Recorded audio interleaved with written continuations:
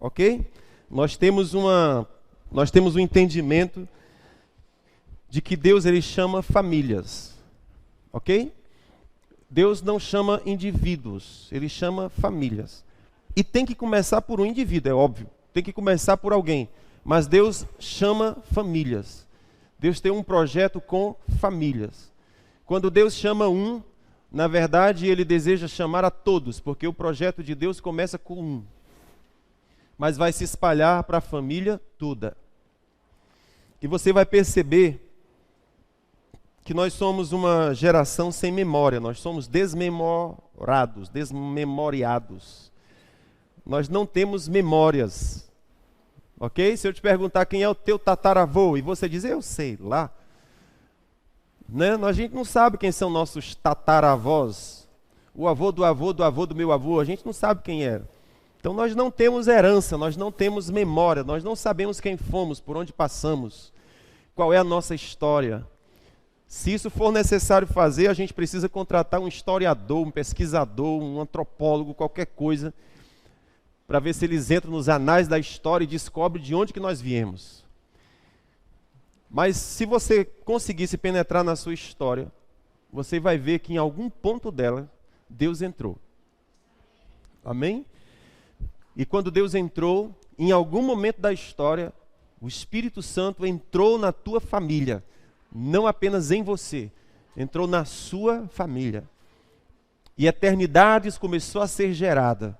Eu conheço eu ouvi falar de um pastor, inclusive vocês devem conhecer, que é o Theo Hayashi, né? E o Theo Hayashi, ele disse que a família dele é toda de pastor, até o cachorro é pastor. É pastor alemão, né? Então, e ele disse que é neto de pastor, né? Então, assim, em algum momento Deus entrou naquela história da família, o Espírito Santo entrou e veio para o avô, veio para o pai, veio para o filho, e vai para o neto, e isso e aquilo e tal. Aí você diz assim, pastor, e quando Deus entra na nossa família, a gente tudinho tem que ser pastor? Não necessariamente. Mas uma coisa é certa, se Deus entrou na sua família, e você se torna um empresário muitíssimo rico, pode ter certeza que o seu dinheiro não vai ser para gastar em prostituição, não vai ser para gastar em maconha, não vai ser para gastar cocaína, não vai ser para gastar em festas de rave, não vai ser para gastar, não. Seu dinheiro tem um propósito. Você vai ser extremamente rico, mas o seu dinheiro tem um propósito, a sua riqueza tem um propósito. E por quê? Porque você não está na terra alienado. Você está na terra sabendo que você é representante do reino de Deus. Jesus não morreu à toa. Ele morreu para construir uma família. E aquilo que Deus mais ama são pessoas. E tudo que você tem, tudo que você faz é em função daquilo que Deus está fazendo na terra. Amém? Então, ainda que não seja pastor, que seja empresário, que seja juiz, que seja professor, que seja o que for, mas se Deus entrou na sua família, você vai nascer, crescer e viver com um propósito. Eu sei porque eu estou aqui, eu sei porque eu existo, e sei para onde eu vou, e sei o que eu estou fazendo aqui. Então sai do meio, eu sou um trator de Deus, sou embaixador de Deus aqui, estou tornando plano os terrenos elevados para que o meu Senhor ande aqui. Amém, queridos? Eu me lembro de uma historinha, talvez eu precisaria contar isso um pouquinho mais tarde, mas já vou contar agora. Vocês se lembram da historinha do barbeiro? O cara que entrou na barbearia. Ele entrou na barbearia carregando uma Bíblia. Isso é um videozinho que o pessoal gosta de postar nas redes sociais. Entrou na barbearia com a Bíblia. Ele entrou, se sentou, com a Bíblia aberta. Não sei como é que você consegue cortar o cabelo e ao mesmo tempo ler a Bíblia, mas enfim, ele fez. Tem gente que gosta de ficar folheando uma revista, uma coisa, o cara estava com a Bíblia aberta. E o barbeiro, gente, pessoa que corta cabelo é barbeiro também? Barbeiro é de barba, né? Mas enfim, o negócio avançou, agora não é só barba não, corta cabelo também, então pronto. Então ele estava lá cortando o cabelinho e ao mesmo tempo olhava para a Bíblia assim, e continuava cortando, e participando da leitura do cara, né? Quando o cara se levanta, vai embora, paga, vai embora, agradece. Aí o barbeiro não se aguenta e diz, Deus não existe. Aí o homem, como? Deus não existe. Por quê? Aí ele disse, oxe, se Deus existe, Então por que tanta criança passando fome? Se Deus existe, por que tanta gente desempregada? Se Deus existe, por que tanta violência? Se Deus existe, por que tanta criança sofrendo? Por que tanto idoso sofrendo? E o homem ficou sem resposta, disse, ferrou, eu não tenho resposta para lhe dar. Aí o homem botou sua Bíbliazinha debaixo do braço, não disse nada, foi embora. Chegou lá fora, tinha um cara bem barbudão, com a barba bem aqui. Ele pegou o homem barbudo, entrou para o barbeiro e disse, seu barbeiro, o quê? Barbeiro não existe. Aí ele, existe sim, eu sou barbeiro. Eu disse, bom, se barbeiro existisse, não tinha gente barbado. Aí o homem fica, faz sentido, esse caso exige reflexão, né? E aí o moral da história foi, barbeiro existe, o problema é que o barbado não procura o barbeiro. O problema é que o cabeludo não vai para o salão. Então como é que o barbeiro pode cortar o cabelo dele? Moral da história, Deus existe. O problema é que nós não procuramos Deus. E se não procuramos Deus, nosso cabelo continua grande. E as crianças de fato vão ter fome, e os idosos de fato vão ficar abandonados, e o desemprego de fato vai acontecer, e o de inferno de fato vai invadir a terra, porque eu não busco Deus. Amém? Eu não busco Deus. Se eu não busco Deus, eu vou educar os meus filhos em cima de que valores, em cima de que princípios? Se Deus não existe para mim, se eu não busco Deus, eu vou construir a minha carreira profissional baseada em quê? Buscando o quê? Desejando o quê? Se Deus não existe, tudo perde o sentido, minha gente. Você acredita nisso? Se Deus existe, então eu vou casar com uma pessoa diferente. Tudo na minha vida muda a partir do momento que Deus existe para mim. Você considera, então compreende o que eu digo? Então, eis o que estamos dizendo. Sua vida cria um propósito diferente no momento que você entende que Deus existe. Então, quando Deus entra na nossa família, tudo muda. Propósito muda, projeto muda, o que eu faço muda, meus pensamentos mudam, minha função de vida muda, a educação dos meus filhos muda, a carreira que eu escolho muda, tudo muda. Minha filha está fazendo nutrição, graças a Deus, aleluia. Conseguiu, depois de muito esforço, mas ela está fazendo nutrição com um propósito bem interessante. Porque a gente pensou, ok, você quer ser missionária. E você vai chegar no campo missionário para fazer o quê? Isso eu penso conversando com ela. Você vai escolher uma profissão, mas você quer ser missionário. Você vai chegar no campo missionário para fazer o quê? Para pregar o evangelho? É. Mas junto com o evangelho, você tem que pensar em fazer algum tipo de bem àquelas pessoas. Então, fomos indo e descobrimos que nutrição resolve o problema dela, ela gosta, e resolve o problema de outras pessoas também. Porque se eu for nutricionista e eu chegar num campo missionário, um monte de criança desnutrida, eu vou pegar uma banana e vou transformar numa salada. Uma casca de banana que é jogada fora, vou transformar num prato. Posso pegar uma casca de ovo e transformar numa vitamina que vai botar cálcio nos ossos daquelas meninas, que é uma beleza. Mas se eu não sou nutricionista, eu vou chegar lá fazer o quê? Vamos orar. Vamos orar, aleluia. Não, eu chego lá e eu tenho alguma coisa para acrescentar. Então veja que o fato de eu estar em Deus e eu saber o que eu quero da minha vida, eu escolhi minha profissão. Não apenas para eu ganhar dinheiro, mas também para eu servir pessoas. Se isso não existe, eu estou errado em tudo que eu faço. Então quando Deus entra na minha família, tudo muda. Tudo faz sentido. Então veja, domingo é culto da família, é sobre isso que eu estou falando. Portanto, você convide o seu familiar e diga para ele, escuta, hoje é culto da família, você não sabe de uma coisa, Deus quer entrar na nossa família. E eu preciso que você seja meu parceiro nesse projeto, porque Deus vai mudar o nosso futuro, vai mudar o nosso destino, vai mudar a história da nossa família.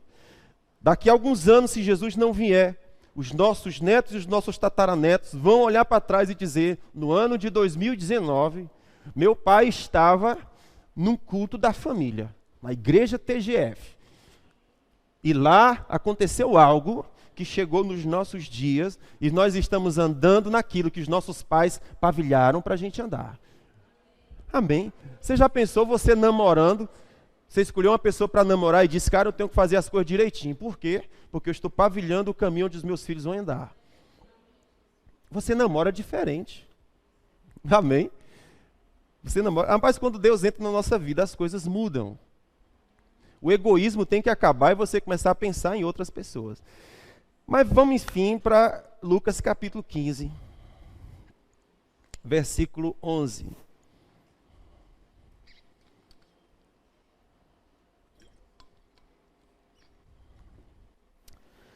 Posso ler? Vocês entenderam que é bom vir para o culto da família? Então, se for preciso usar uma arma, você diz, é por uma boa causa. Disse-lhe mais, posso ler? Certo homem tinha 2 filhos. O mais moço deles disse ao pai, pai, dá-me a parte dos meus bens, dos bens que me tocam. Repartiu-lhes, pois, os seus haveres. Poucos dias depois, o filho mais moço, ajuntando tudo, partiu para um país distante e ali desperdiçou os seus bens, vivendo dissolutamente. Havia ele dissipado tudo.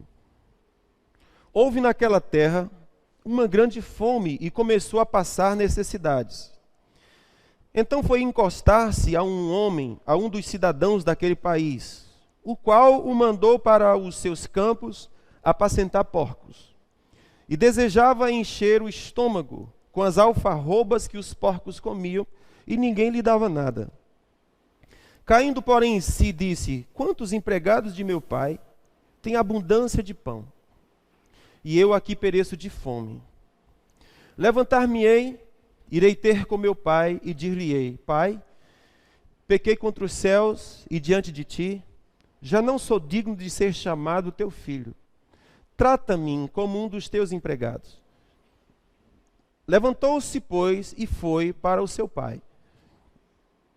Estando ele ainda longe, seu pai o viu, encheu-se de compaixão e, correndo, lançou-se-lhe ao pescoço e o beijou.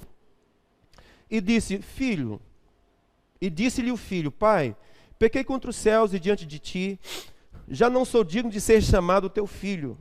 Mas o pai disse aos seus servos, trazei depressa a melhor roupa, vestilha, ponde-lhe um anel no dedo, alparcas nos pés, trazei também o bezerro cevado e matai-o, comamos e regozijemo-nos, porque este meu filho estava morto e reviveu, tinha se perdido e foi achado, e começaram a regozijar-se.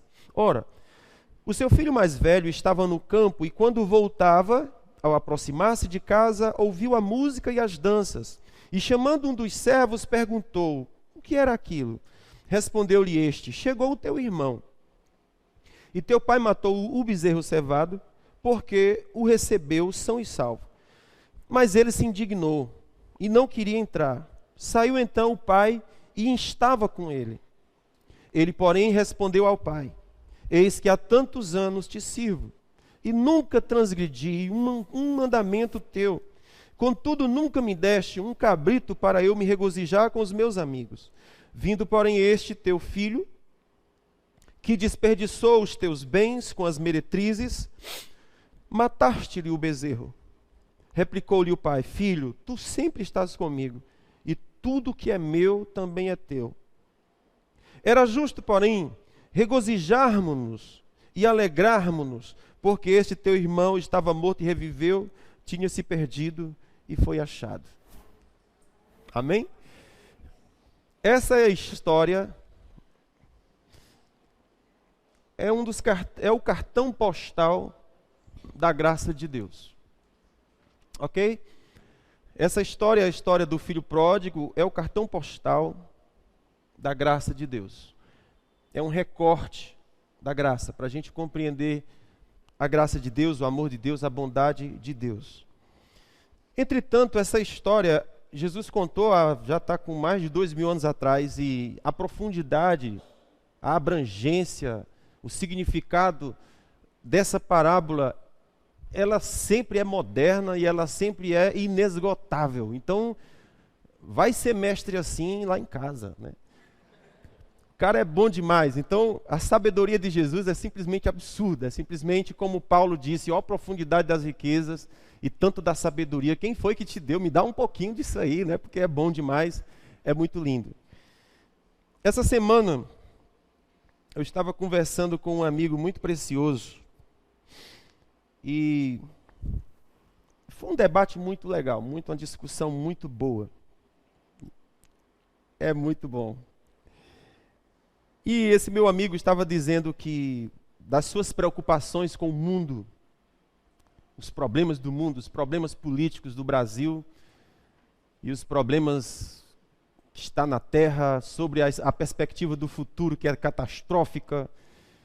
E ele entra nos estudos profundos aí do que está acontecendo no mundo e ele fica perturbado porque ele sabe que as evidências não são tão boas. E eu perguntei para ele, amigo, então, o que é que você vai fazer a respeito das coisas que te preocupam? Eu citei para ele a figura da floresta amazônica, porque eu penso que se nós temos uma preocupação, é porque nós temos a solução. Ok? Eu parto desse princípio. Se algo nos incomoda, se algo nos preocupa, se algo nos tira o sono, significa dizer que você tem a solução daquele problema. Citei o exemplo da floresta amazônica. Quantos de vocês estão dormindo de noite com muita dificuldade porque estão preocupados com o desmatamento da floresta amazônica? Talvez vocês dizem como é que é? E estão desmatando? Nem sabia. Então assim, o desmatamento da floresta amazônica é um problema sério, mas não é problema para mim. Assim, eu pelo menos não vivo como se ele fosse. Vocês estão comigo? Mas tem gente que não consegue dormir. Tem gente que está entrando em briga política, tem gente que está entrando em briga com um agricultor, com um criador de gado, e está morrendo e está matando porque está defendendo a floresta amazônica. A floresta amazônica é um problema para ele, então ele tem a solução do problema do desmatamento, ok? Então eu pergunto para ele, meu amigo, se você tem problema, se você enxerga problema, você é a solução do problema? Ou você já se colocou como sendo a solução do problema? Irmãos, eu quero só pegar esse gancho aqui para fazer uma observação para nós. Porque tem muitas pessoas que gostam de dar boas ideias, que gostam de criticar o trabalho alheio, que gostam de dizer o que está certo e o que está errado na vida alheia, mas ela não faz nada. Eu acho que ou você se posiciona para fazer o que você entende que é um problema, ou então fica quieto. E deixa aqueles que estão minimamente fazendo, fazer. Porque em vez de ajudar, torna a vida do cara mais difícil. Ok? Então existem pessoas que são absolutamente vazias, porque não produzem, não fazem, não realizam. Enxergam um problema, enxergam... Por exemplo... eu já vi na minha família pessoas conversando assim, olha, eu vou criar um projeto voltado para mulheres, porque eu acredito que mulheres precisam... E não fez nada. Gente, não adianta.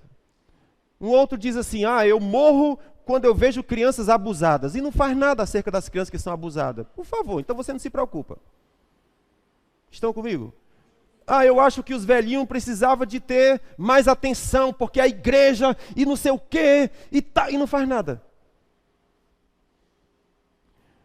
As criancinhas precisam de atenção, e você faz o quê? Nada. Então, paciência. Nós tivemos aqui, está aqui, ó. Diga comigo, IBF.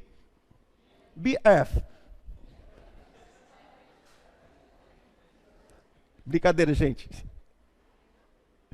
Escola Bíblica de Férias. Então nós tivemos quinta, sexta e sábado a nossa escola Bíblica de Férias. Lindo, projeto magnífico, que o meu amigo Felipe, junto com Letícia, junto com Amandinha, cadê mais? Reginaldo é outra história, é outro projeto. Nós temos uma equipe que cuida das crianças da TGF, e nós temos, acho que 6 equipes, não estou certo, que a gente chama de pequeno grupo, que trabalha com as crianças em suas próprias casas. Elas chamam as crianças, atraem as crianças e cuidam daquelas crianças. Dão lanche para elas, compartilham a palavra de Deus para elas. E elas amam esse trabalho. Sim ou não, Reginaldo? O Reginaldo uma vez estava compartilhando comigo que as crianças começam a brigar e não sei o que, não sei o que. O Reginaldo diz, se vocês não se comportarem, viu? Eu vou acabar com esse projeto. Não, tio, não, tio, não, tio. Aí eu disse, Reginaldo, pelo amor de Deus, nunca mais diz isso. Não faz isso. É igual um pai que está cuidando do seu filho e diz, se comporte, senão eu vou embora. Não pode, isso é um tipo de coisa que vai deixar a criança louca. Tudo que a criança precisa é de quê? De um pai e de uma mãe. Para quê? Para que ele se sinta seguro. Ou seja, eu posso cair, mas vai ter um papai e mamãe que me levanta. Eu posso dar errado na vida, mas tem um papai e mamãe que me sustenta, que me segura. Então assim, a casa, o lar, está alto, gente, o som? A casa e o lar são um lugar onde a criança diz, cara, sou seguro aqui. Posso confiar que papai e mamãe não vão se divorciar. Posso confiar que aconteça o que acontecer. Papai e mamãe são rochas inabaláveis. Aí a criança, ela pode crescer com uma segurança psicológica de que está tudo certo. Embora haja muito desafio lá fora, mas dentro de casa sabe que... Então eu digo, Reginaldo, pelo amor de Deus, nunca mais diz isso, né? Então assim, as crianças amam aquele pai e aquela mãe que estão ali cuidando deles. Agora quem está fazendo é o contrário. Os meninos amam ir para o PG, para o pequeno grupo que os paizinhos estão fazendo. Aí as mães dos meninos dizem assim, se você não se comportar bem, eu não deixo você ir para o PG. Eu digo, gente, que perseguição é essa com o PG? Tem que acabar com esse negócio. Ou seja, papai e mamãe poderia fazer chantagem com qualquer outra coisa, logo com o PG, né? Então assim, existe um projeto lindo que está sendo feito com as crianças. O que eu estou dizendo com isso, o que eu estou querendo dizer com isso? É que não adianta ser crítico, não adianta reclamar, não adianta falar, não adianta apontar se você não faz nada. Se você percebe que algo está errado, você tem a solução daquilo que está errado. Vocês estão comigo? E não tornar a vida daquele que já está fazendo mais difícil do que já é. Estamos juntos? O que eu posso fazer é chegar junto, cara, o que eu posso fazer para te ajudar? Você sabe que tem coisas que não estão legal. Beleza, pois chega junto. O meu líder de célula não é legal. Tá, cara, o que tu está fazendo para a vida dele ficar legal? O que tu está fazendo para a célula ficar legal? O que tu está acrescentando na célula? Você tem crítica? Tem, então você tem solução. Cadê ela? Bota a mão na massa, vaso. Então eu me lembro de um pastor, eu gosto da resposta dele porque ilustra bem o que eu estou dizendo. Um irmão chegava e dizia assim, pastor, essa luz está queimada. Aí ele disse, você já trouxe a escada?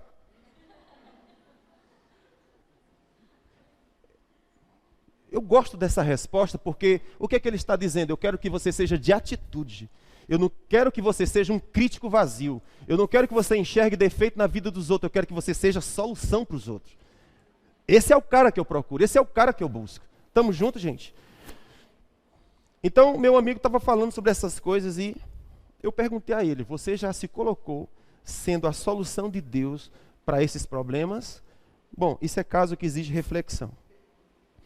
Aí eu disse para ele estava angustiado porque é louco estudando e buscando resposta, ele não encontrava e não está conseguindo encontrar resposta. Aí eu disse para ele, porque você só está buscando em livros.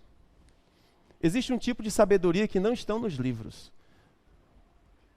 E aí nós já estamos falando de algo que está acima da tua mente. Nós já estamos falando de uma fonte que é inesgotável. Eu citei um exemplo do economista José do Egito.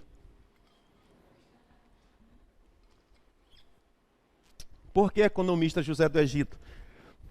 Porque quando eu cheguei na faculdade de economia, que o professor foi dar aula de introdução à economia, amei o curso logo no começo, porque o primeiro livro que ele pôs em minhas mãos dizia sobre José do Egito, o economista por excelência. Eu digo, rapaz, esse curso é bom, é de Deus esse curso.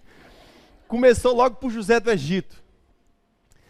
Agora eu gostei da observação que o autor colocou acerca de José do Egito. Ele disse, além de José do Egito ser técnico, ele sabia administrar, tanto é que o Potifar prosperava com o trabalho de José. O Potifar ficou mais rico porque José estava trabalhando. E era porque José tinha habilidade administrativa. Ele olhava uma roça, uma plantação e disse, isso pode ficar melhor. Se a gente plantar com tal distância, se a gente usar o adubo certo, aí esse adubo tal, se a gente aguar de tantas e tantas horas, se a gente fizer assim, essa plantação vai dobrar a quantidade. Faça que vai dar certo. Administrador. Ele chega no outro canto e diz, se isso aqui mudar, vai acontecer assim, assim. O cara administrador, onde ele chega, vê uma situação e vê prosperando aquilo ali, faz assim que dá certo. E o cara foi fazendo, Potifar ficou rico. Quando o mundo todo estava condenado a morrer de fome, quem que Faraó chama? José do Egito. O detalhe é que José do Egito, além de ter habilidades técnicas, ele tinha inspiração. Ele tinha revelação. O rei estava tendo um sonho. E José do Egito chegou e disse, conte-me. Aí o rei conta, olha, tive um sonho com 7 espigas magras e 7 espigas gordas. Acontecia 7 anos, aliás, era 7 espigas e bem gorda, e depois tinha 7 espigas bem magras, e vinha as espigas magras e comia as gordas, e depois vinha vacas gordas, e as vacas magras comiam as gordas.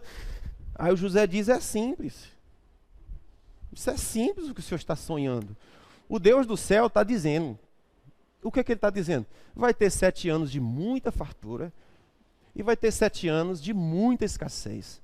As vacas gordas e as espigas gordas são 7 anos de muita abundância.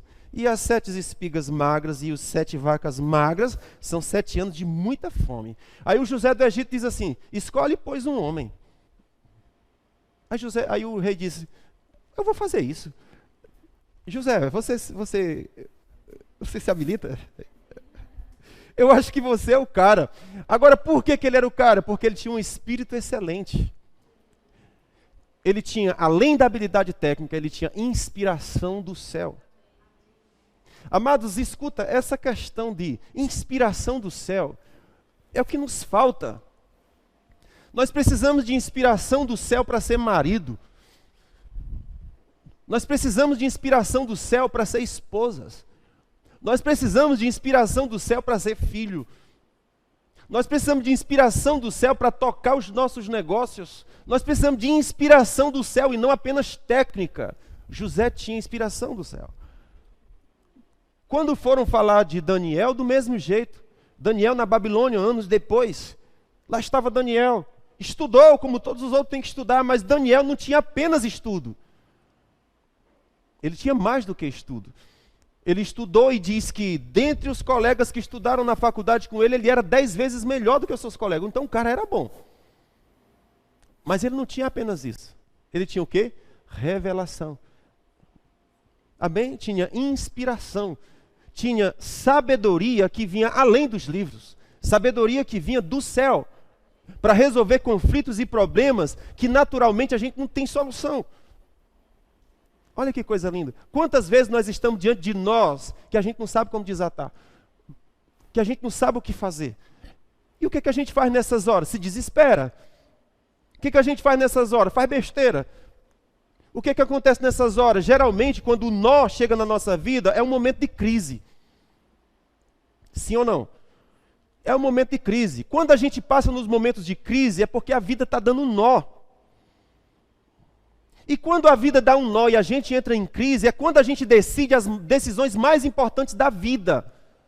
Tipo, eu vou me embora. Tipo, eu vou me divorciar.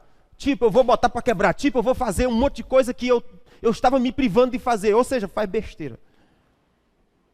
Na crise. E quando na crise é quando nós precisamos de revelação. Porque a sua ciência já acabou. Seu conhecimento já chegou ao limite. Os especialistas não têm mais resposta. Não há livro que você vai buscar que tenha solução. Aí o Senhor chega simples assim, traz uma luz, uma ideia e diz, é assim que você resolve. O que foi aquilo? Inspiração para ser pai, inspiração para ser mãe, inspiração para ser filho, inspiração para viver, inspiração para desfrutar o melhor da vida, para não fazer besteira. Estão junto comigo? Então eu estava dizendo para o meu amigo, você pode buscar livros como você quiser. mas o que você precisa é de inspiração no seu coração. Quando chegou nesse ponto, ele fez algumas observações muito importantes. Ele disse: você está falando de Deus, né? E você está falando de Deus, né? Pois bem, eu vou lhe falar o que eu penso acerca de Deus. Eu digo: bora. E ele fez a seguinte pergunta: para que foi que Deus nos fez? Olha só a pergunta. Para que foi que Deus nos fez? Deus nos fez para obedecê-lo? Deus nos fez para adorá-lo? Deus nos fez para servi-lo? Deus nos fez para lançar-nos no inferno? O que ele estava dizendo era assim: se Deus nos chamou para obedecê-lo, então significa dizer que é para isso que eu existo, eu só existo para obedecê-lo, ou seja, aquela coisa de um autoritário dizendo: obedece-me, obedece-me. Ou então para adorá-lo, significa dizer que você vai viver se abaixando, e beijando seus pés, e baixando seus pés. Foi para isso que Deus nos fez? Aí depois ele pergunta: para que foi que Deus nos fez? Para que nós fôssemos empregados dele? E depois de todo o processo, dizer: eu vou te lançar no inferno porque você não fez direito. Você não adorou como deveria, você não me serviu como deveria, você não me obedeceu como deveria, então seu destino já é o inferno. Eu vou lhe colocar lá. Aí eu digo: o sangue de Jesus tem poder. É hora da gente fazer o sinal da cruz. Sabe o que me chama a atenção aqui, amados? É porque esses pensamentos podem ser os nossos pensamentos, só que nós não temos coragem de dizer. Só que nós não temos coragem de admitir. Talvez essa seja a percepção e a visão que nós temos de Deus. Para que foi que Deus nos deu? Que Deus nos fez? Foi para servir a Ele. E se eu não quiser servir, vai se lascar, porque eu vou botar você no inferno. Ou seja, ou você faz o que eu quero, ou então está ferrado. Aí eu digo: o sangue de Jesus tem poder. Aí eu te pergunto o seguinte: o pensamento que está aqui de trás desse raciocínio é que Deus estava entediado na eternidade, então ele decidiu fazer o homem para se divertir enquanto ele sofria. Olha que pensamento malvado que está por trás da compreensão de Deus. Por que Deus fez o homem? Deus fez o homem porque ele estava entediado. E então ele criou o homem, que é para o homem quebrar a cara muitas vezes, e Deus se divertir enquanto ele sofria. Esse é um tipo de pensamento que está aí. Esse pensamento, na verdade, é uma pergunta por propósito. Por que eu existo? Por que Deus me fez? E eu fico imaginando que muito dessas coisas são os nossos pensamentos mais secretos. Por exemplo, eu não quero servir a Deus, eu não quero adorar a Deus. E por que você faz? Eu faço porque eu tenho medo do inferno. Uma vez eu perguntei a um irmão, que eu disse assim: meu irmão, me diz uma coisa. Se de repente alguém chegasse e dissesse: ei, tem uma notícia para você, qual é? Não existe mais inferno. Acabou o inferno, não tem inferno. Eu descobri uma coisa na Bíblia e Deus disse claramente: não existe mais inferno. O que é que você faria? Ele disse: no outro dia eu estava na bagaceira. E nós estamos falando de um crente, amados, que prega a palavra. De um crente que é pregador do púlpito. Eu digo: vaso de Jesus, amado. Então ele disse: rapaz, se de repente eu descobrisse que não tem mais inferno, meu irmão, no outro dia eu estava onde? Oxe, no outro dia eu estava na micareta, como é que chama? O quê? Na micareta, eu estava lá no avião do forró, calcinha preta. Eu ia botar pra barbanda, por quê? Oxe, eu descobri que não tem mais inferno não, mano. Massa. E agora eu vou fazer o quê? Eu vou beber todas que eu nunca bebi, eu me privei de tudo que eu gostava. Meu Deus! E tal, e tal. Então, se a gente prestar atenção, os pensamentos que estão por trás dos nossos comportamentos é medo. É medo. Para que Deus me fez? Deus me fez para fazer as coisas bem certinhas. Se eu errar, Ele me lasca. O que foi? Como é? Pronto. Não, agora acendeu do outro lado, gente. Que bagunça é essa? Essas tecnologias é terrível. Vocês estão entendendo aqui o negócio, gente? Então eu gostei muito dessas perguntas, porque eu disse, cara, essas perguntas me confrontam. Veja sobre a questão de adorar. A gente pergunta, você fez o TSD hoje? TSD é tempo sozinho com Deus, ok? A gente aconselha que os irmãos, todos os dias, tire tempo sozinho com Deus, TSD. Ou seja, separe uma hora do seu dia para você ficar com o Senhor. A gente aconselha a fazer isso. A gente entende que isso é uma das disciplinas espirituais para a gente ficar bem. Mas aí qual é o entendimento que a pessoa faz? Se eu não fizer o TSD, olhe, da próxima vez que eu for falar com Deus, ele vai estar bem distante de mim, porque eu não fiz TSD. Então quer dizer que eu faço o TSD para quê? É para que ele goste de mim. Eu disse, não tem nada que você faça, que faça Deus te amar mais. Não há nada que você deixe de fazer que faça Deus deixar de te amar mais. Só que isso não entra na nossa cabeça, não. O que entra na nossa cabeça é você tem que merecer, você tem que fazer a disciplina bem direitinho, porque se você falhar, eu piso em você. Então essa é a consciência que o meu amigo tem, de que Deus está esperando para poder pisar em cima e fazer um negocinho com ele.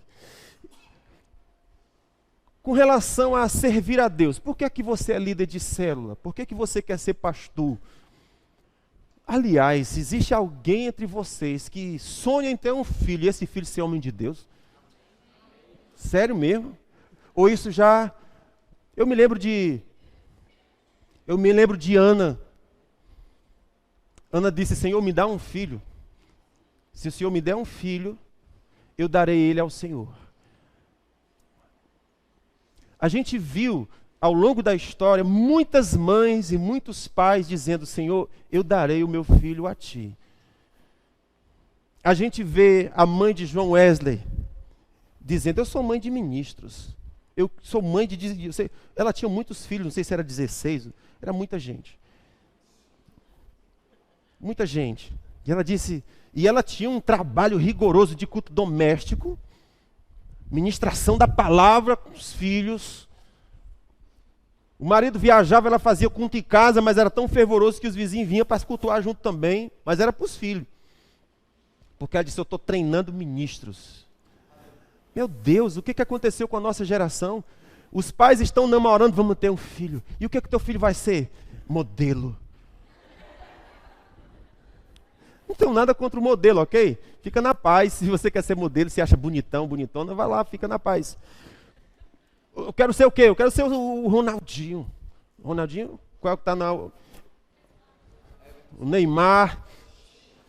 Qual é o outro? Quem é esse cara aí? Everton. Everton Cebolinha, é do Maracanãú. Esse cara é bom, viu? Do Maracanã é bom. Tá na seleção, aleluia. Do Brasil? Vou assistir. Tu é louco? Esse daí, quando é que vai jogar? Na 35, tu é doido, perto da 33.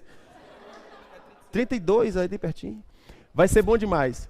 Então, a pessoa vai casar, vai namorar, fazer o quê? O que é que teu filho vai ser? Tudo na terra, menos qualquer coisa que se relacione ao céu. Por quê? Não deveria ser o nosso sonho, diz, pai, eu vou ter um filho milagre. Eu vou ter um filho que vai estabelecer o teu reino na terra.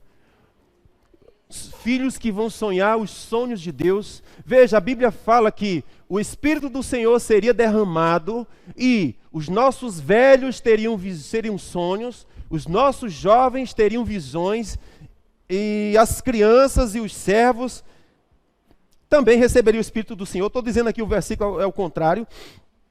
Mas o fato é que ele disse que o Espírito Santo se moveria desde a criança, desde o empregado até o ancião. Receberia revelação do céu, receberia sonhos dos céus, visões do céu. Querido, que coisa linda. Deus visita a sua família e te traz revelação de quem vai ser teu filho. Olha que coisa magnífica. E você olha para ele todos os dias e você vai profetizar o que Deus disse a você acerca dele. Que foi o que Deus fez acerca do pai de Sansão e da mãe de Sansão. o teu filho vai ser assim. Um anjo apareceu antes que o menino nascesse. Teu filho vai ser assim. É assim que você vai cuidar, é assim que você vai educar. Não tem moleza com ele, não. Não vai cortar cabelo. Vai ser esquisito. Não vai cortar cabelo. Não vai beber bebida forte. Não vai isso. Não sei. Eu disse lá o que tinha que fazer. Vai criar o menino desse jeito. Porque ele é nazireu de Deus. Escolhido desde o ventre. Quantos pais, quantas mães desejam ter filhos nazireus de Deus? E quantos sabem que para você ser filho de nazireu, você tem que mudar muita coisa? Porque você não vai ser pai de pessoas comuns. E os pais de meninos incomuns, os pais são incomuns. Eles não são naturais, são doidos, são perturbados. Amém, queridos? Eles estão famintos de Deus, perguntando, pai, o que virá a ser esse menino? Você imagina que quando João Batista nasceu, o pai dele estava no templo, adorando o Senhor, e o anjo do Senhor disse, oi, tu vai ser pai. E o homem já era velhinho. O quê?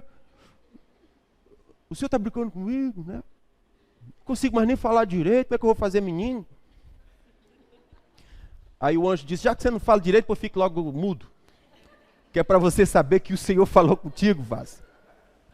Aí o camarada sai de lá, e depois de um ano o menino nasce, e ele continua mudo.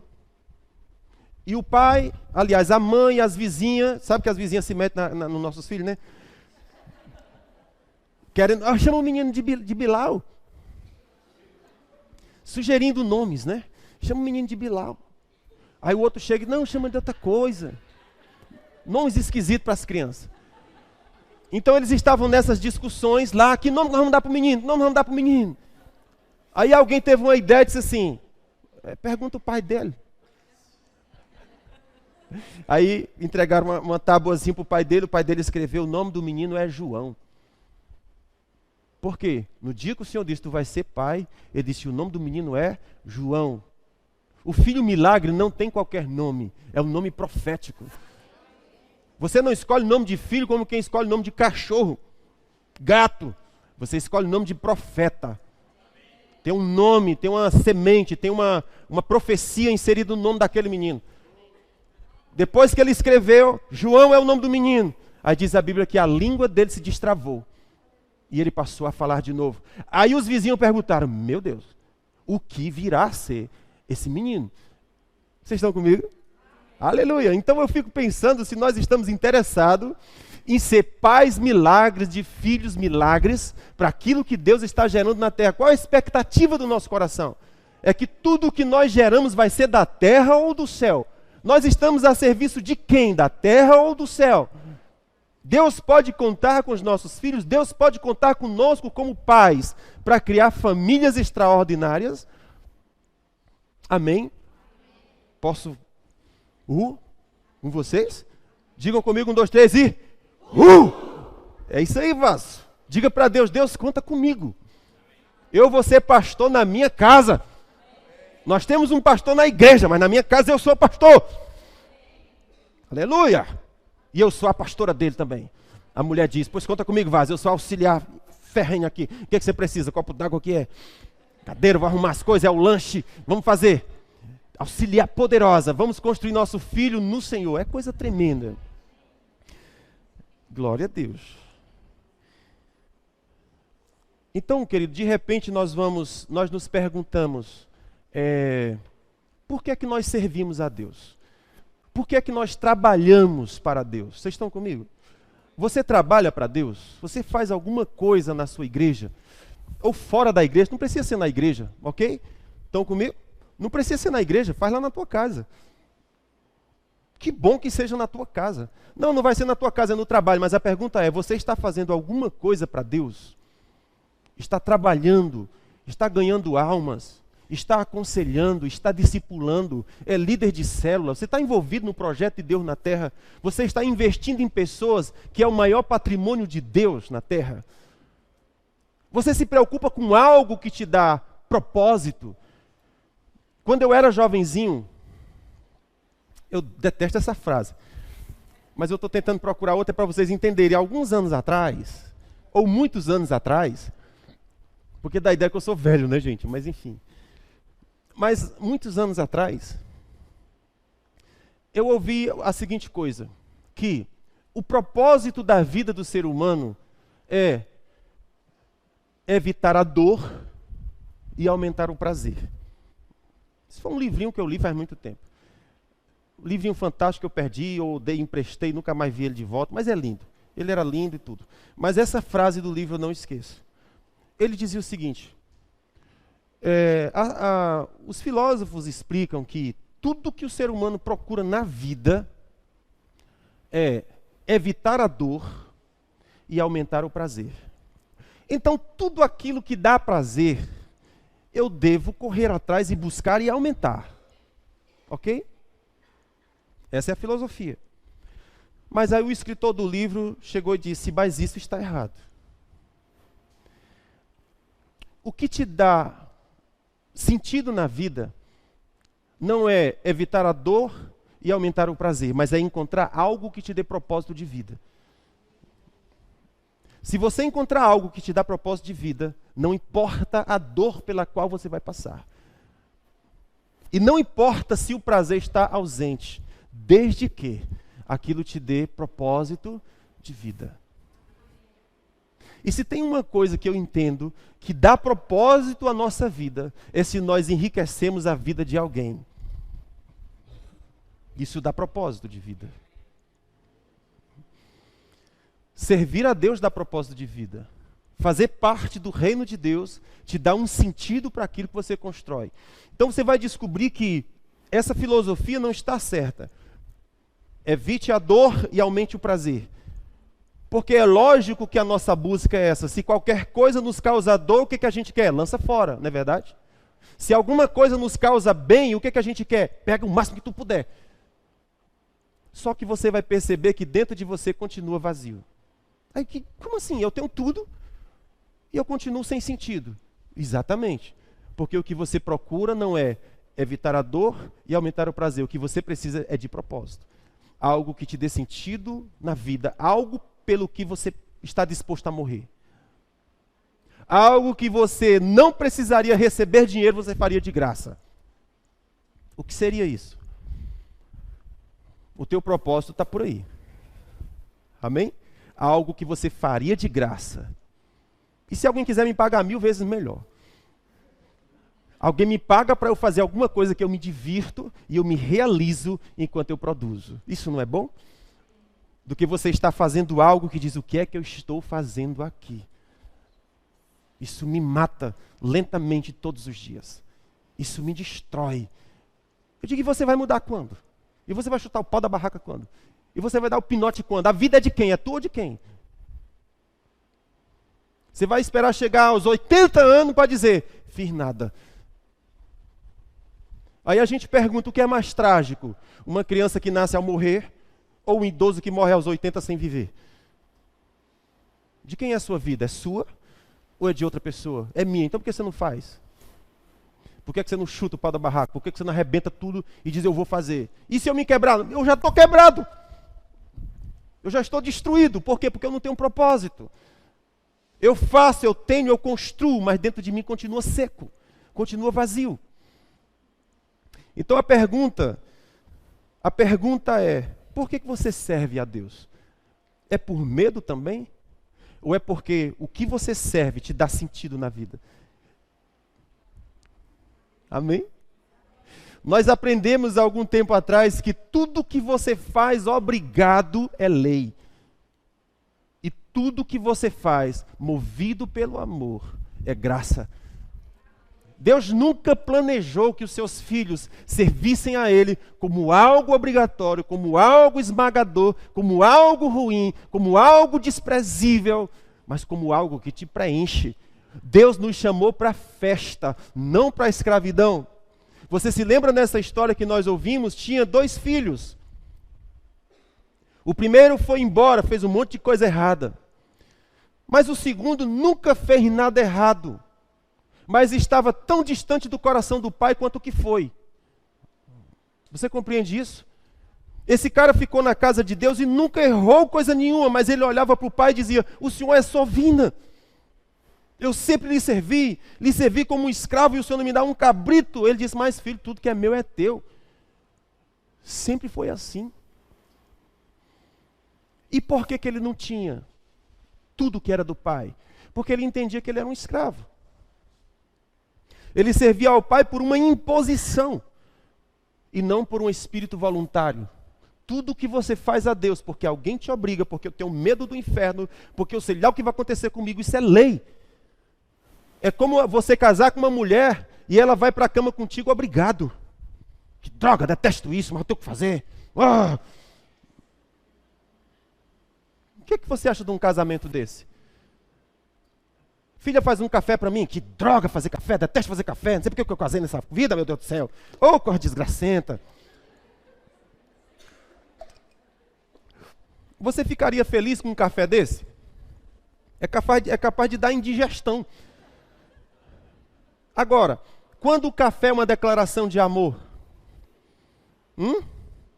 Quando servir um copo de suco é uma música. Não é diferente? Vocês se lembram daquela história que nós contamos? A mamãe chega para a menina e diz assim, filha, arruma a casa. E a menina, que droga, mãe. Oh, meu Deus, mãe. Sei o que, mãe? E é uma dificuldade para arrumar a casa. Meu Deus, mãe. Aí passa os dias, todo dia aquela dificuldade para a menina ajudar em casa. Aí num certo dia a mãe acorda, tá lá a menina, passando pano, não sei o que, não sei o que, não sei o que. E a mãe fica, o que foi que houve? Era sábado. E era o dia do amor vir mais tarde. O amor está chegando. O amor vem me visitar hoje. Ixi, só porque o amor vem visitar, agora você está fazendo aquilo que antes era um fardo. Cheio de alegria e prazer. Por quê? Porque eu vou receber o meu amado. Então veja, quando você faz algo porque o seu amor é espontâneo, é isso que Deus busca, querido. Se nós o adoramos porque isso estou com medo de você, o cara não faz não. Tudo que eu estou buscando é o seu coração. Tudo que eu estou buscando é você. Tudo que eu quero é você. Na verdade, uma vez o Senhor ministrou ao meu coração dizendo, eu lhe chamei para me servir. Não foi para você me servir, é para você estar perto de mim. Porque se você vai servir, você vai sempre estar perto de mim. Amém? Nós vamos fazer juntos. Até porque eu não posso fazer a obra de Deus sem Ele. Como é que eu vou fazer a obra do Deus sem o Deus? Como é que eu vou gerenciar a loja de alguém sem o dono? Não faz sentido. Então, quando ele chama um gerente, ele disse, eu quero um gerente que faça junto comigo. Eu quero trabalhar junto. Então, o trabalho que Deus nos dá é para que eu esteja junto dele. Mas se eu entendo que o trabalho que ele me dá é uma imposição, é um castigo, isso não é graça, isso é lei, Deus não está buscando isso. Ele está buscando seu coração. Então veja que coisa, irmãos. O homem está perguntando, para que foi que Deus nos fez? Foi para obedecê-lo? Por que foi que Deus nos fez? Foi para adorá-lo, está beijando os pés dele? Para que foi que Deus nos fez? Para a gente estar trabalhando para ele? E depois lançar a gente no inferno porque a gente não fez direito? Aí eu faria a seguinte pergunta, por que é que você teve filhos? Ok? Por que é que você teve filhos? Você teve filhos para obedecer você? Você teve filhos para adorar você, para venerar você? Você teve filhos para servir você? Ou você teve filhos para lançá-lo na cadeia? Vocês estão comigo? O homem está me perguntando, por que foi que Deus nos fez? Ora, certamente Deus me fez para eu fazer umas certas coisas, e eu não vou fazer direito, então ele vai me botar no inferno. Certo. Tudo bem. Aí eu pergunto para ele, por que foi que você fez filhos? Foi para que ele te obedecesse? Foi para que ele honrasse você? Tudo isso é verdade, sim ou não, gente? A gente faz filho, a gente quer que os filhos obedeçam, está certo isso?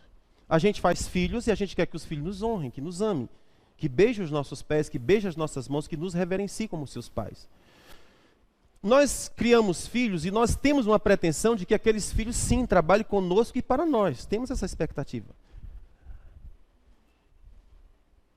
Mas algumas vezes os nossos filhos vão parar na cadeia. Nós os criamos para a cadeia? Não. Quando é que o nosso filho é feito? Os nossos filhos são feitos no momento de maior expressividade do amor entre um homem e uma mulher. Sim ou não? Por que nós fazemos filhos? É porque nós conhecemos alguém, nos apaixonamos, pelo menos deveria ser assim, ok, gente? Estou falando assim, em tese, essa é a história, né? Então nós conhecemos alguém, nos apaixonamos por alguém, entendemos que aquela pessoa é muito preciosa para nós, é tão preciosa que se a gente imaginar a vida sem aquela pessoa, a gente morre. Porque ela é o que para nós? Muito preciosa. Isso é quando a gente está o quê? Apaixonada. A gente se apaixona por alguém, a gente conhece alguém e a gente diz, cara, essa pessoa é tão especial para mim que eu não consigo imaginar a minha vida sem ela. Se eu perdê-la, a minha vida vai perder o sentido. Então o que a gente faz? A gente chega para essa pessoa e pergunta, quer casar comigo? Por favor, por favor. Diz que sim, diz que sim. Aí quando a pessoa diz, sim, yes! Aí naquele dia a dia de festa, compra aliança, yeah, yeah! Quer contar para todo mundo, eu vou casar, meu Deus, experiência magnífica. Aí, depois que casou, a gente diz, agora nós vamos, yes. Nós vamos fazer o quê? Brincar de fazer menino, não é não? Então veja, por que nós fazemos filhos? Nós fazemos filhos para obedecer, para adorar? Não, nós fazemos filhos no momento de expressividade de amor mais profundo entre um homem e uma mulher. Ali é o ambiente, é o contexto onde uma criancinha vem ao mundo. Mas aí vai acontecer situações que você vai se levantar de manhãzinha e vai dizer, bebê, acorda. Bebê, acorda, vamos. Nós temos que ir para o colégio. Acorda aí. Aí o menino se levanta, vai para o colégio. Você paga colégio particular, quando pode. Quando não pode, bota no Edmilson Pinheiro mesmo. E tudo. Mas o moral da história é o quê? Você tem que providenciar o lanchinho dele, não é não? Providencia o lanchinho, providencia o livrinho, providencia a fardinha, sapatinho e tal. E vamos lá, bebê, acredita em você, não sei o quê. E incentiva, e você começa a sonhar sobre o futuro do menino. Meu Deus, meu filho vai ser demais, minha menina vai ser demais, aleluia! Projeto. Aí você cuida do menino do 0 até os 15 anos. Quando chega nos 15 anos, aquele menino conhece uns coleguinhas que não são muito legais. Aí começa a fazer amizade com eles, começa a mentir para o papai, mentir para a mamãe. A mamãe diz, só presta atenção, que sabe que mamãe tem sexto sentido, quando alguma coisa está errada, a mamãezinha sabe. Parece que alguém comunica a ela, fala a ela. Você estava na casa da sua amiga. Tava não, mãe, tava não. Você estava. Como é que ela sabe? Ela sabe, eu não sei como, ela sabe. Não sei quem contou para ela, mas ela sabe, tem um negócio que ela sabe. Mas mente, começa a mentir para o pai, começa a mentir para a mãe, começa a fugir, começa a desobedecer uma série de coisas, andar em mentira, conhece uns colegas que não devia. Daqui a pouco começa a fazer algumas coisas que não devia. E as coisas vão andando, quando de repente a polícia chega, bota no xilindró. Aí você pergunta, para que foi que nós fizemos nossos filhos? Foi para levá-los para a cadeia? Sim ou não? Não. Nós criamos nossos filhos para quê? Para nós termos a nossa família. Para nós amarmos os nossos filhos. Para que eles cresçam saudáveis fisicamente, emocionalmente e espiritualmente. Foi para isso que nós criamos nossos filhos. E como que eles foram parar no xilindró? Porque em algum momento eles se desconectaram do pai e da mãe e escolheram seus próprios caminhos. A mesma referência que eu quero dizer para você é o que aconteceu com Deus. Deus não nos criou para a perdição eterna, ou para o inferno, ou para a cadeia eterna. E nem Deus nos criou para servi-lo como se fosse empregado, porque nós não criamos nossos filhos para nos servir como se fosse empregado. Eles servem, fazem alguma coisa em casa porque são filhos, porque fazem parte da família. E é natural que isso aconteça. É saudável que isso aconteça, sim ou não? Vocês percebem o que eu digo? Então, qual era o problema que estava acontecendo aqui na perspectiva do meu colega? É que ele não percebe que ele próprio é Deus para os seus filhos. Amém? Deus nos criou para que nós o amássemos. Mas aí acontece um negócio interessante. Quando os filhos estão na cadeia, a capacidade de discernimento deles fica comprometida. O seu coração está cheio de ressentimento, de amargura, de ódio, por estar naquele lugar. E então ele conclui que o seu pai é o culpado. Porque ele não tem o discernimento de perceber que os seus próprios atos o conduziram para aquele lugar. Vocês me acompanham? Quando nós estamos... Isso aqui, gente, tem um paralelo na nossa vida. A gente não precisa estar numa cadeia física. Às vezes nós estamos em cadeias emocionais. Mas não tem problema, a gente chegou na cadeia emocional porque nós fizemos algumas coisas. Na cadeia emocional nós culpamos outros e não nós mesmos. Nós não temos o discernimento de perceber que os nossos passos nos levaram para ali. Então, quando os filhos estão passando por situações muito difíceis, eles têm que achar alguém para culpar. E normalmente vai ser o pai ou a mãe. Eles erraram comigo. Os pais erraram ou você se desconectou deles? Para fazer o que você bem entendia. Perceba que quando você obedeceu, perceba que quando você honrou, na verdade quem ganhou com isso? Você. Ok? Do mesmo jeito acontece com relação a Deus. Deus nos criou para desfrutar o melhor da terra. Mas se eu me desconecto dele, os meus passos vão me levando para um tipo de cadeia. E quando eu estiver na cadeia emocional, eu vou dizer que Deus é o culpado. Para que Deus me criou? Para eu estar nesse lugar? Não, filhão. Eu te criei para tu ser meu filho. Eu te criei para você estar no meu abraço. E como que você foi parar ali? Foi com seus próprios pés. Na verdade, eu gritei muitas vezes. Na verdade, eu falei muitas vezes. Mas eu não podia fazer por você. Você tem que fazer. Estão comigo, gente? Então vai existir situações na vida que o coração da pessoa vai estar cheio de ressentimento, amargura, de ódio.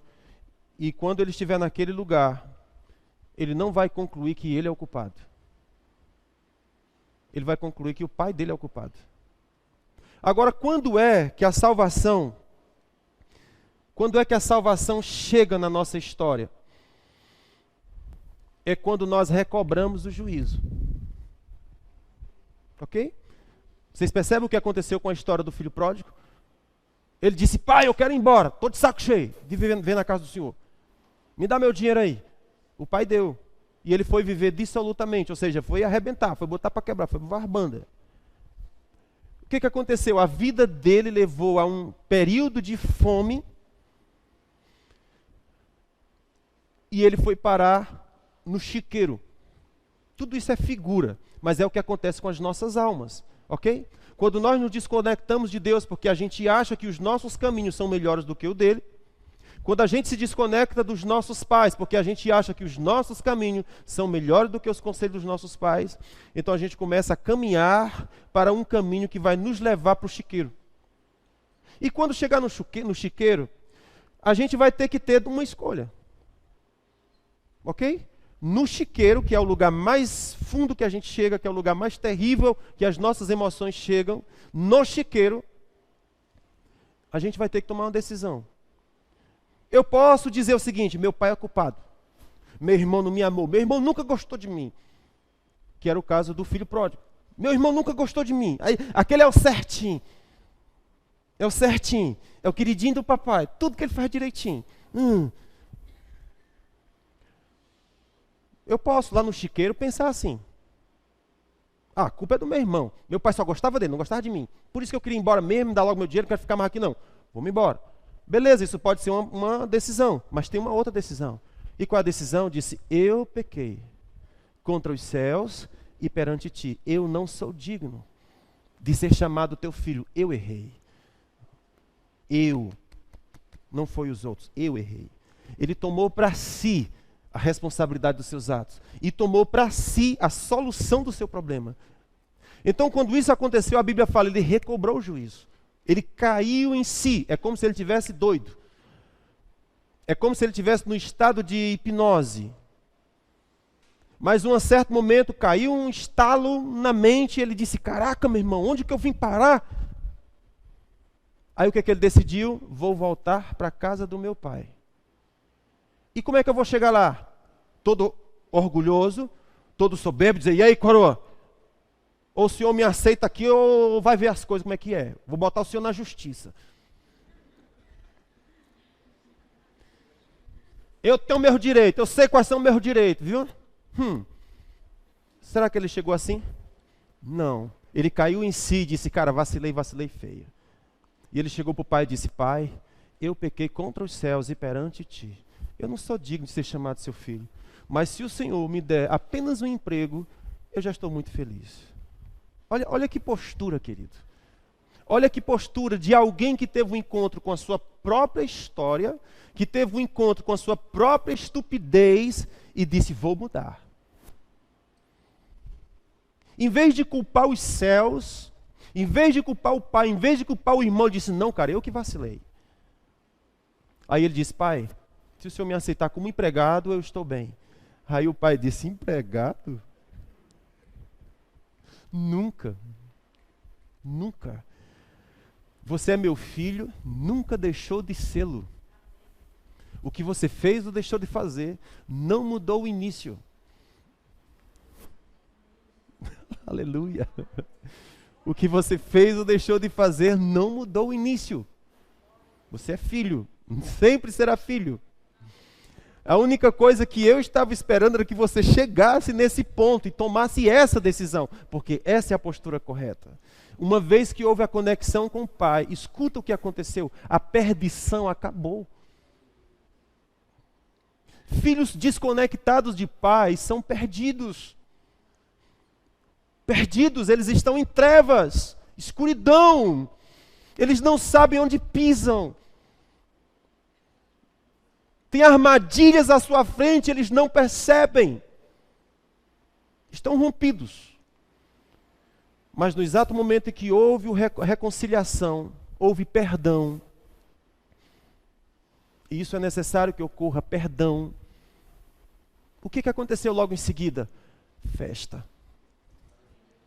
O processo se reverteu. Primeira coisa, vamos fazer festa. Chama o sanfoneiro. E é do tipo Luiz Gonzaga. O candeeiro se apagou, o sanfoneiro cochilou, mas a sanfona não parou. E o forró continuou. O candeeiro se apagou, o sanfoneiro cochilou, mas a sanfona não parou. E o forró continuou. Então o pai do filho pródigo chamou o sanfoneiro Luiz Gonzaga. Por quê? Porque, cara, a festa do meu filho que voltou tem que ser eterna. Ela não vai parar porque o candeeiro se apagou. Não! O candeeiro, eu falo por meus meninos aqui. Escuta, porque algumas vezes reclamam, não vou cantar hoje porque não veio tecladista. Eu disse, vai cantar sem tecladista, vai tocar sem guitarra, vai tocar sem baterista. Por quê? Porque nós somos do tipo Luiz Gonzaga. O candeeiro se apagou, o sanfoneiro cochilou, mas sabe de uma coisa? A festa não para. Não há dificuldade, não há obstáculo. Se tiver um birimbau, eu vou adorar o Senhor com birimbau. E se não tiver sem birimbau, sem nada. E se tiver um pandeiro, é com pandeiro. Se não tiver pandeiro, não tem pandeiro. Se tiver triângulo, é com triângulo. Se não tiver, vai ser triângulo também. Porque o meu filho estava perdido e foi achado. E a eternidade vai celebrar. Não pode parar a festa. Sanfoneiro, candeeiro se apagou. Tá, o sanfoneiro ficou com sono, mas a sanfona não para. Há uma unção sobre ele. Uma unção de festa contínua, de festa que não para. Você imagina um negócio desse? Candeeiro apagado, sanfoneiro cochilando e a sanfona tocando sozinho. Pô, é assim que acontece. Então, uma vez que houve a reconciliação com o pai, a primeira coisa que ele disse é, cara, vamos fazer festa. Segunda coisa que a gente faz, pega o boi cevado. Boi cevado é o boi que foi preparado para o dia da festa. O pai já tinha um boi pronto. Amém, querido? E talvez isso seja uma celebração para nós pais. Se o filho está perdido, começa a engordar o bezerro. Começa a contratar, fazer contrato com o sanfoneiro. Por quê? No dia que o filho voltar, e ele vai voltar, você já está com o sanfoneiro pronto. Você já está com o boi pronto, porque você tem expectativa. Não houve um dia que o pai não olhasse o caminho de volta. Meu filho vai voltar pelo caminho que foi, é o caminho que ele volta. Sujo, maltrapilho, como seja, volta. Porque o que você fez ou deixou de fazer não mudou o início. Deus escolheu você. É filho. Não é mais escravo. Escravo, amados, é hoje, não é amanhã. Escravo se vende, filho nunca. Nada muda a condição de filho. E o que Deus nos constituiu em Jesus? Filho. Deem graças a Deus, porque Ele nos amou de tal modo que nos tornou seu próprio filho. Por que isso? Porque o filho não muda a condição de filho. Então quando o filho volta, tem festa. Quando o filho volta, já tem bezerro cevado pronto, porque tinha expectativa, ele vai voltar e o meu bezerro já está pronto. Quando o filho volta, já tem sapato preparado para ele. Você já pensou? O enxoval já estava pronto, querido. Já tinha sapato, já tinha anel para colocar no dedo, já tinha vestes novas para cobri-lo, porque é filho. Essa é a fé do tipo de Deus. Essa é a fé do tipo de Deus. Ele vê antes que aconteça. Ele vê o invisível, ele celebra todos os dias, porque ele sabe que vai acontecer. Amém, queridos? Deixa eu te perguntar, Deus te criou para servi-lo? Sim. Deus te criou para obedecê-lo? Sim. Deus te criou para adorá-lo? Sim. Para te lançar no inferno? Não. Ele te criou para filho. Para ter a família dele. Assim como eu criei o meu filho para mim. Não para o mal, não para a cadeia, mas para mim. E no processo entre pai e filho, ele vai servir, mas não como escravo. Não como alguém que está dizendo, vai me reprovar, mas como alguém que está dizendo, filho, faz junto comigo, um dia você aprende. Amém? Então o que nós precisamos? Olhar para esse texto e ver que o Pai nos ama. Nos ama. Ama o que ficou e ama o que foi. Ama o que fez tudo certo, mas ama o que fez errado. O que fez certo, ele disse, filho, muda teu coração. Não o sirva a mim por obrigação, não sirva a mim por imposição, sirva como filho. Sabendo que o que é meu é teu. Desfrute. Vem para a festa também. Eu disse, eu detesto festa. Então precisamos consertar o nosso coração, porque não está na mesma música. O sanfoneiro tipo Luiz Gonzaga não alegra teu coração, deixa você pior. Por quê? O coração está cheio de amargura. Eu sempre fiz tudo certo, eu nunca errei, não sei o quê, e tal, e o Senhor não me ajuda. Mas não sou eu, é tu. É o teu coração. No que concerne a mim, toda a minha fazenda é tua.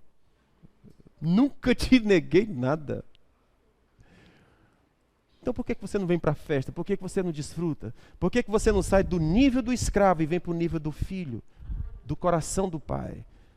E tanto o que ficou quanto o que foi tem o mesmo lugar. E quando o que foi voltar, o que está do lado do coração do pai vai dizer, que bom que tu voltou. Tu é meu filho querido, tu é meu irmão querido. Celebro tua vida junto com o pai. Eu fiquei, você foi, mas todos os dias eu aguardava você, assim como o pai aguardava você. Eu e o pai somos um. O que ele quer é o que eu quero, o que ele pensa é o que eu penso, o que eu sinto é o que ele sente. É esse lugar que Deus está chamando aquele que serve como escravo. Eu não te chamei para me servir como escravo. Eu não te chamei para me adorar com uma imposição, mas eu te chamei para você me conhecer. E quando você conhecer meu coração, é impossível você não me adorar. Impossível. Porque Deus é lindo. Amém, queridos? Que Deus vos abençoe. Amém.